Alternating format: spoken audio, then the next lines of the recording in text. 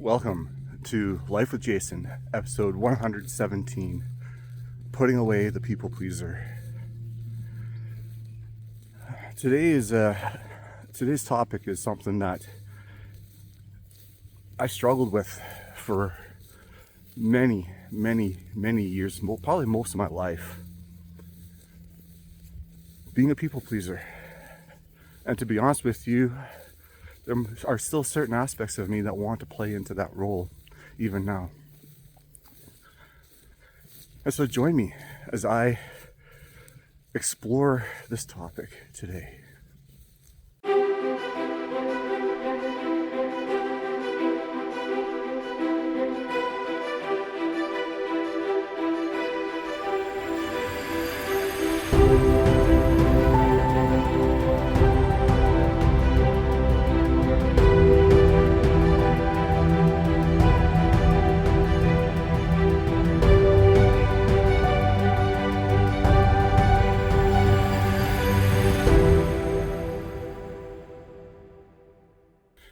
It's a beautiful summer morning here in Bergen, where I live. And I just finished doing my morning workout. I have gotten back into doing a workout program on my phone, and it's challenging, I tell you. So now I'm on a bit of a cool down. I'm going for a walk, and I'm sharing my thoughts and hearts with you today. And I'm talking about being a people pleaser and how it was a big part of my life, and the challenges of saying so long that part of me no longer needs to serve. See, one of the challenges of being a people pleaser is that you're never really your true authentic self with others, because you're always changing and adapting to every person that you interact with or meet with, because you're gauging, how can I get this person's approval? How can I get this person to like me? And they're not liking you for who you are. They like you for what you portray, which is usually a false version of yourself, because you're adjusting the way you interact with them, so in hopes of gaining some form of acceptance. And it goes beyond even that, to the point where you do things that you don't really necessarily want to do, because, well, you just want to get their approval.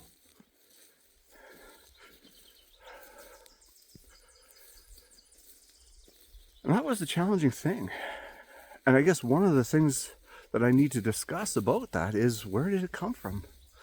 Why did I always feel the need to be such a people pleaser?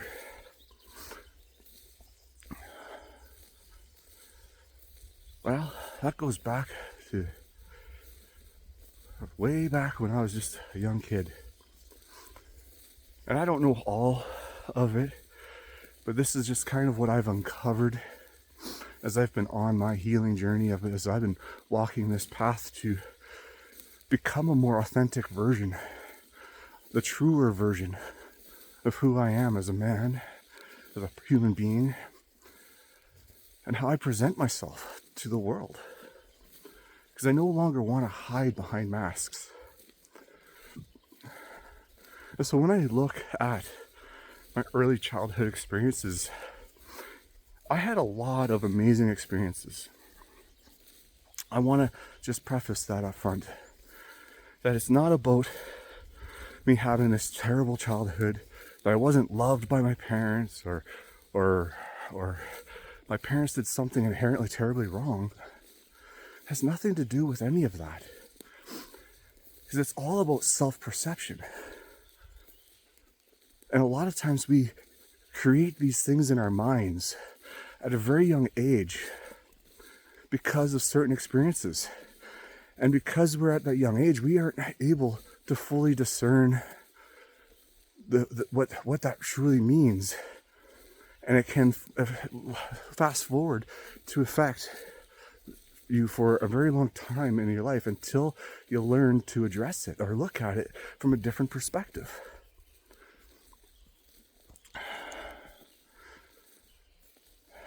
So this isn't about casting blame on anybody.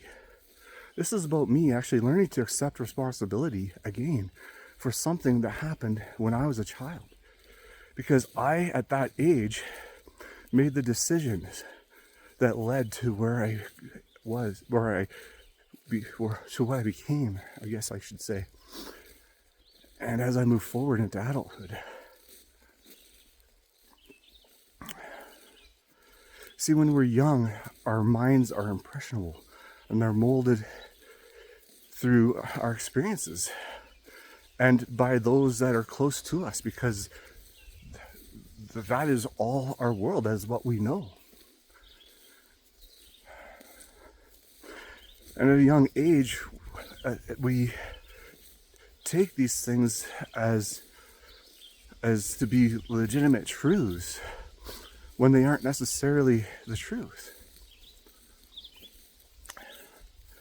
And so at a young age, there was a part of me that took on this persona that I wasn't valuable, that I wasn't good enough, that I needed to be something different than what I was and who I was to be approved of, to be loved, and to be accepted by others.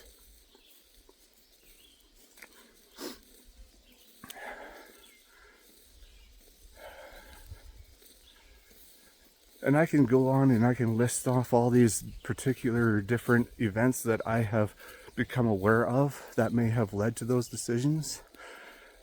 But is that really going to serve? It's just the fact that I have to acknowledge that those feelings, those thoughts, those doubts about myself were there. That created this idea that I had to do things above and beyond to get approval.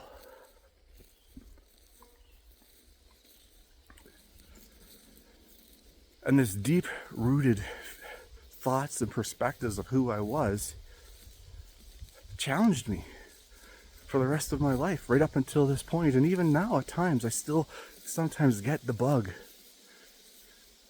that is still there, lying in the root.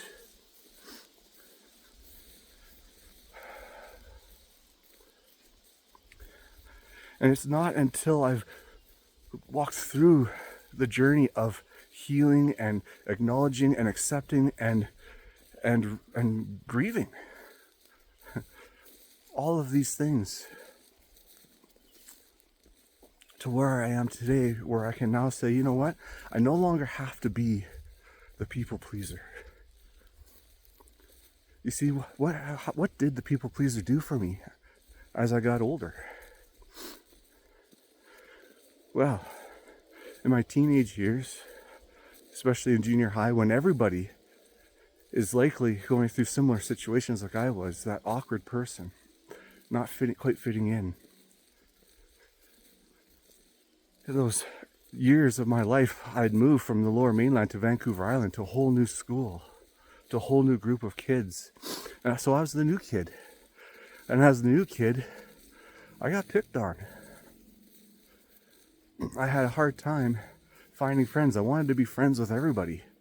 And don't get me wrong, I did have friends. And I did participate in activities, and there was a lot of good and meaningful things that I remember as well from that time of living on the island. As a matter of fact, some of my greatest childhood memories are from being on the island. But there was still that part of me that didn't fit in. There was that part of me that felt like I didn't fit in with my family because of certain circumstances that were beyond my control.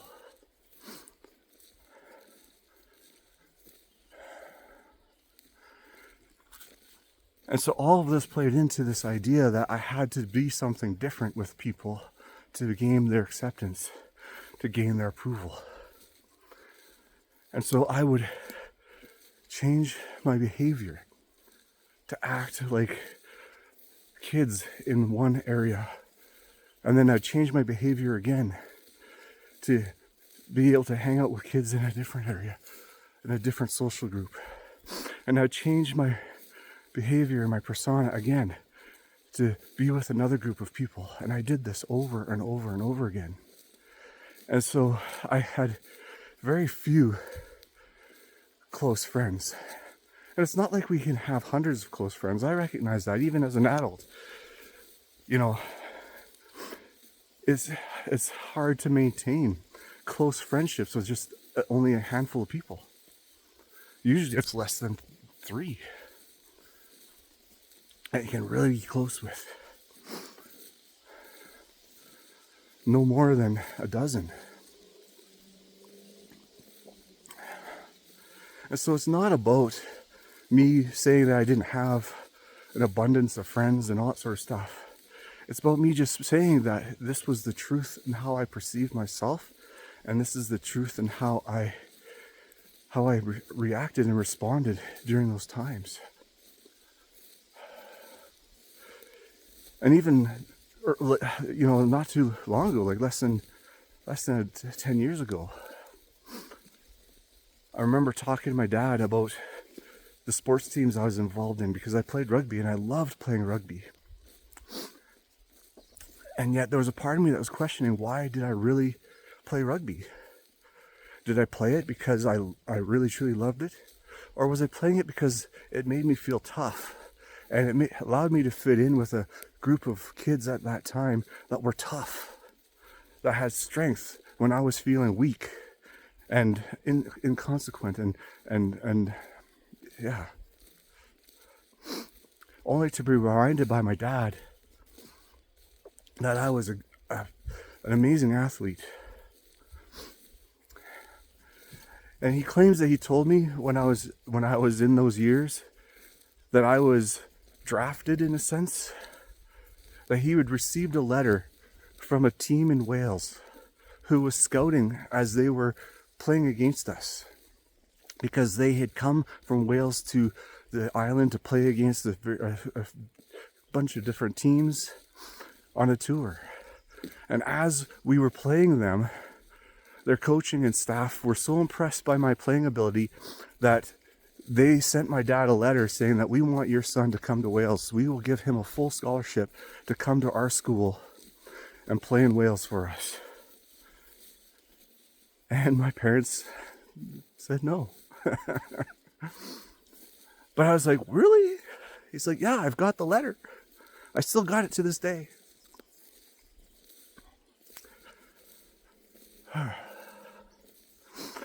actually kind of grieved at that moment, to be honest with you, because whether he did tell me when I was a teenager or not, I wasn't aware of it. I grieved in a moment because of all those years of feeling like I wasn't good enough, I wasn't adequate, that I had to keep this chameleon mask on, keep changing who I was. There was somebody out there that saw something in me. So much to the point that they actually wrote my parents a letter saying, we want him.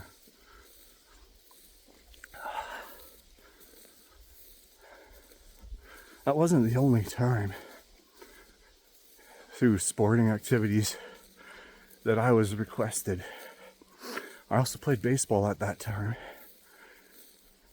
And they wanted me on the All-Star team to play over the summer. And because we were going on holidays back to Manitoba to visit family, my parents said no.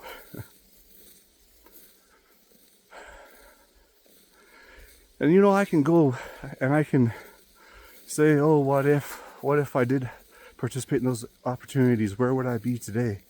Would my life be different?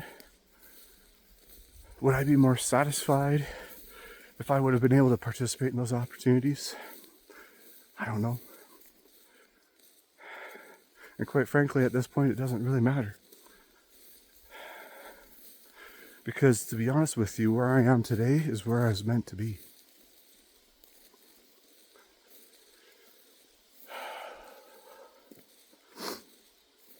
All that being said is, even though I had this low perception of who I was and I wanted to keep changing who I was to be the people pleaser,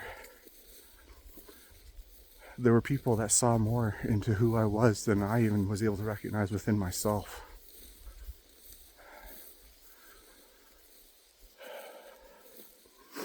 Fast forward through my later teens, I gained a more sense of self-confidence. And that was through my cadet career. I had an amazing group of friends that are like family to me to this day.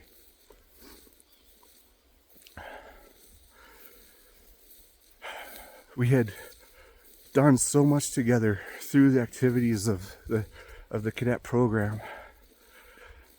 We were together so often that it was more like a family than it was anything else.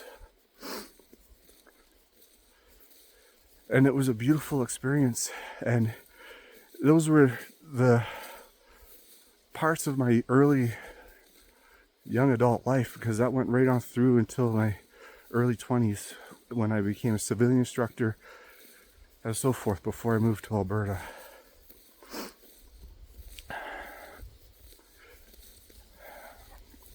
There's still a part of me that was a people pleaser even back then.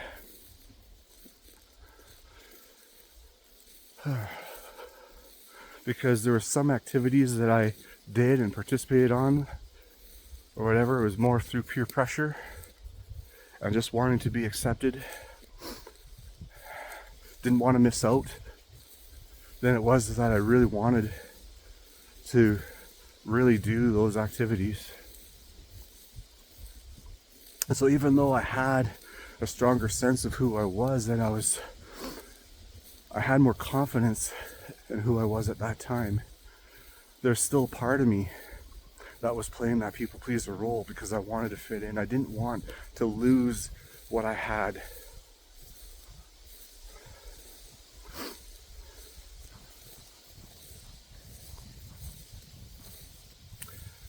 Fast forward into my marriage. And this is where my people pleaser really came into the forefront in my relationship. See, I'd succumbed to the lie that happy wife, happy life.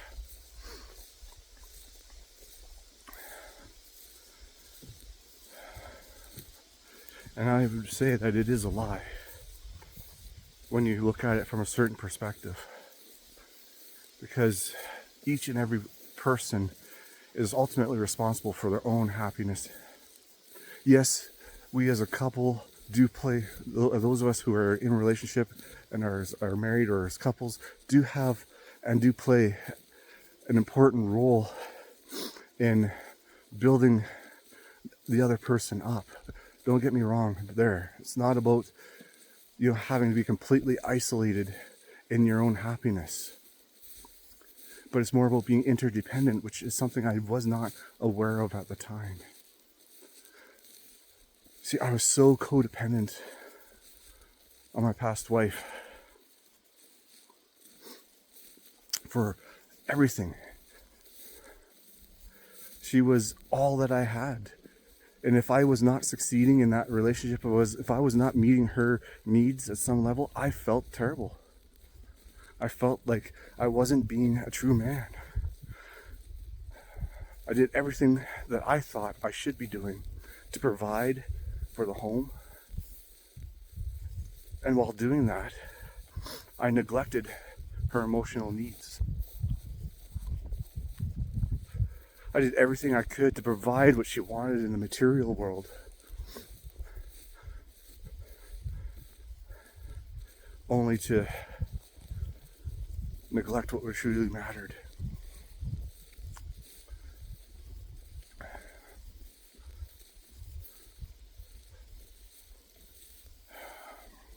But the people pleaser part of me took that to heart, that every time that there was a rejection of some sort, because even though I provided what she wanted or what she thought she wanted at the time, because a lot of times I don't even think she fully knew what she wanted. You see, we all fall into that trap.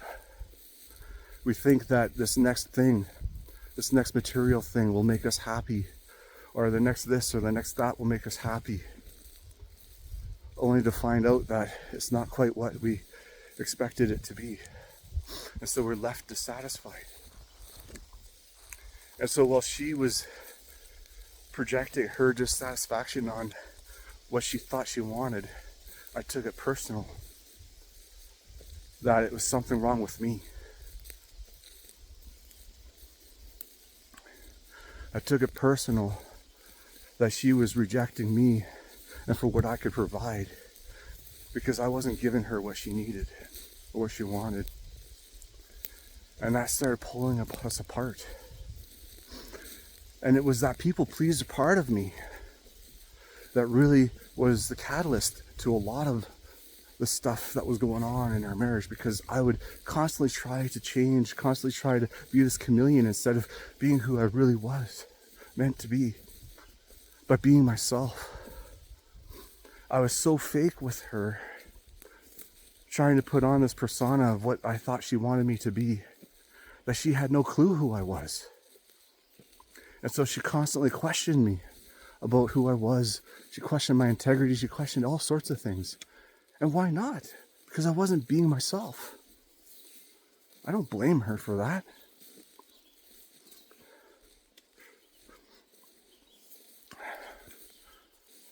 When you're constantly facing a person who isn't being themselves, who's constantly changing, constantly doing things, who's lying all the time because he's afraid of being his true self, I'd question them too. I'd question myself as well. At that time, I didn't have the ability to do so.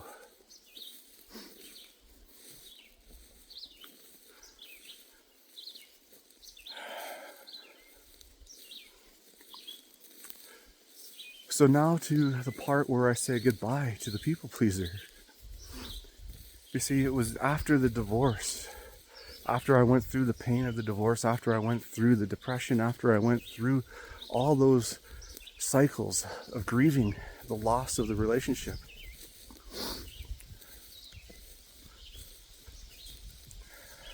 I had to start looking at what was going on in my life.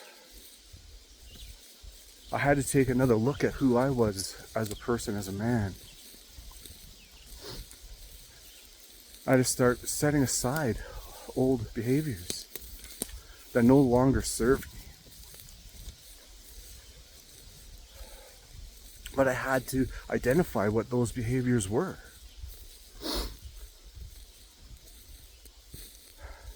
And one of them was that people pleaser.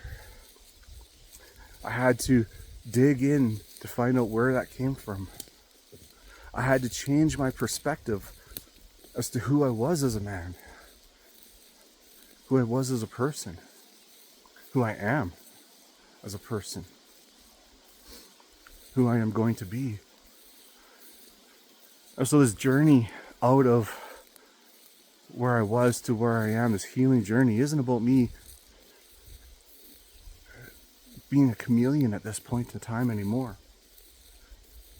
It's about accepting and embracing all of who I was and all of who I am and all of who I'm going to be. It's about learning to love myself again, as I've shared many times in this video, or in these videos as I've been sharing them with you guys. Learning to love myself again. And I'm going to be sharing a post today as well, because again, I was up in the middle of the night and had a hard time sleeping, but this was what was being spoken to me. It was these words: as you learn to love yourself, in a healthy and positive way, or should I say, as you take a step to love yourself in a healthy and positive way, you're taking a step to love others in a more authentic and genuine way.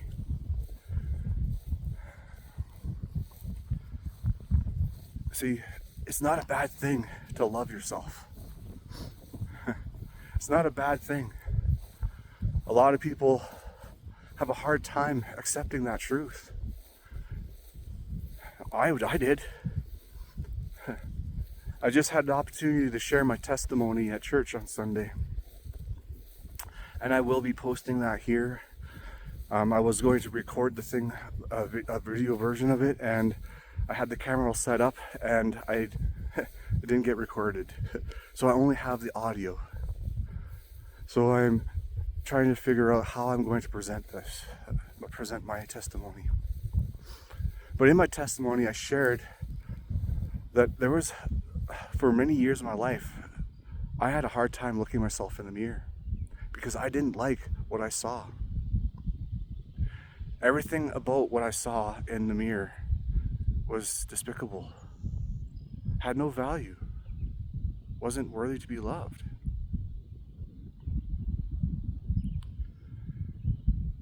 And I'm thankful to say that that perspective no longer holds true.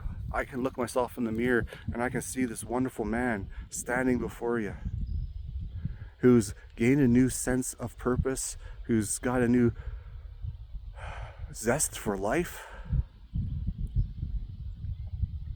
But it wasn't an easy journey to get here.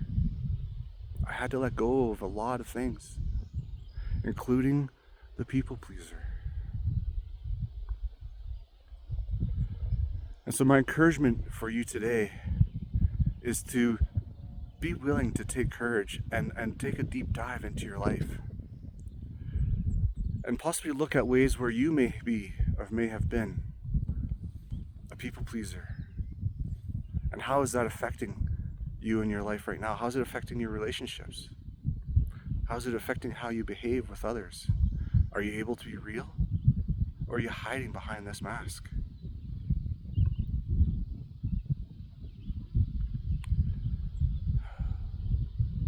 I'm not saying that the journey is going to be easy or that the destination is going to be something that you will be aware of. But the journey is there. All you have to do is take the step forward and trust and faith that you'll be led to the right direction.